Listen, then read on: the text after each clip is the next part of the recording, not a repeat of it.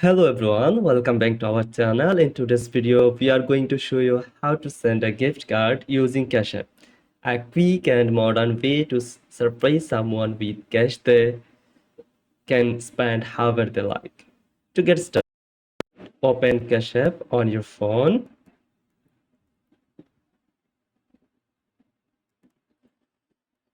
Tap on the dollars icon, bottom of the screen. Enter the amount you want to gift, where it's $10, $25, $50, or any amount you choose. Next, pay and enter the recipient cash tag phone number or email.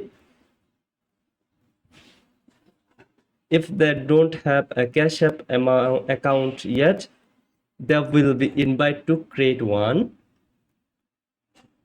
to claim the gift.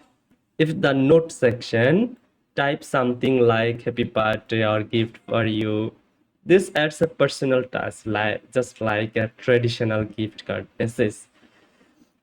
Then tap pay to send the money, and that's it.